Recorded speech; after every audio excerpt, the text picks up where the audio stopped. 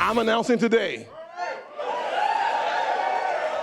that I'm running for President of the United States of America.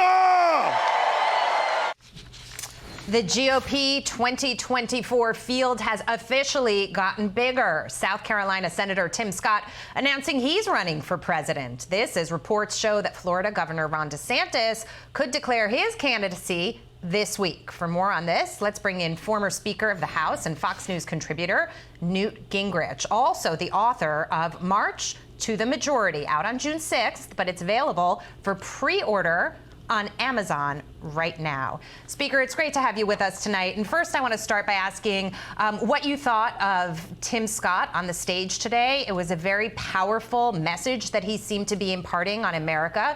He said that the Democrats were attacking the rungs of the ladder that he climbed up on. Your thoughts?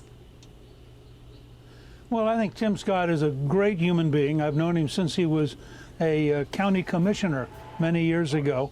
And I watched him as a congressman and then as a senator. He's going to be a unifying figure. He's going to bring a message of hope. He's a deeply Christian person. He's committed to bringing people together, not dividing them.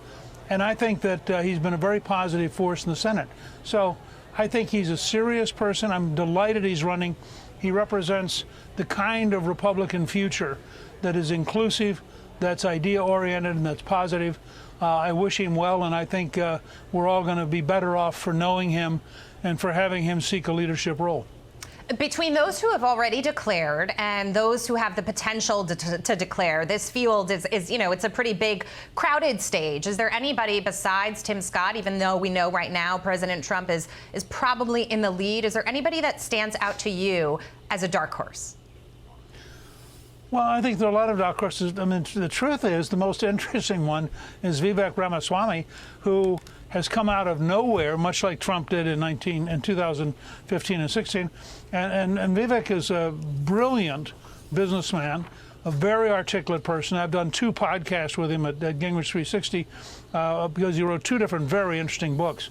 And he is steadily climbing up the ladder. Now, everybody except Trump is a long shot, and that includes DeSantis, who we've seen have his support cut about in half since he first started talking about running, partly because of the effectiveness of ads that the Trump people have been running. So you're going to have a number of players. Remember, there were, I think, 16 in 2016 when Trump won the nomination. He had to beat 15 other people. So I wouldn't be at all surprised to see 8, 9, 10, 11 candidates before this is over. Okay, fair enough. A lot of it will come down to fundraising, how much money each of the candidates has behind them.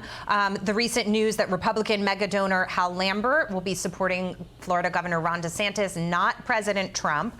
And it's interesting because Trump's campaign slogan, Make America Great Again, many are suspecting that the donors are waiting for Governor DeSantis to declare before they're actually choosing who they're going to back.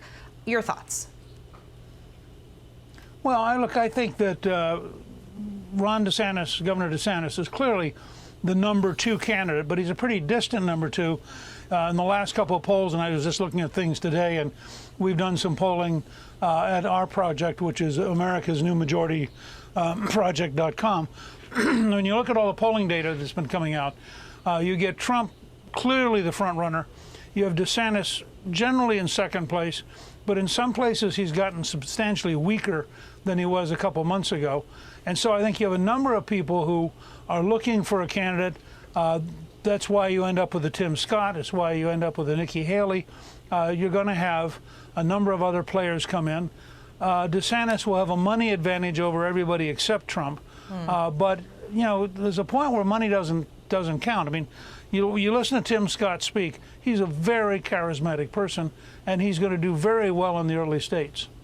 Let's talk about this new, it's a Harvard Capps-Harris poll, and it found if there was a hypothetical 2024 matchup and you had Joe Biden for the Democrats and Donald Trump for the Republicans, that Trump would be ahead by 7 points. But Governor Ron DeSantis, although he hasn't formally announced, has said he is the only person that could beat Joe Biden. Well, I mean, this is one of the challenges DeSantis has, is that In almost every poll now, Trump can beat Biden. So it's a little harder, a little harder for DeSantis to go and say, hey, I'm the only guy who can win a general election. And among Republican voters, the biggest challenge is that for 50 or 60% of the Republican voters, Trump is the guy who for 7 years has been attacked. They just got a report now, the Durham report, that said many of those attacks were illegal. They were false. They were deliberate effort by the bureaucracy and the news media to destroy him, and he's still standing. And so I think it's very hard to peel very many votes away from Trump. I think somebody may be able to consolidate the non-Trump voters. But again, the track record in 2016 was that once Trump starts rolling, he's a very effective candidate, and he's very effective at taking apart his opponents. Yeah, and also we're dealing with this debt ceiling issue as well. We'll see how the current president handles this. President Trump is really going to hit hard on the economy, on the border, sure. On all the things that he handled very successfully when he was in office. Newt Gingrich, thank you so much. Good to see you tonight.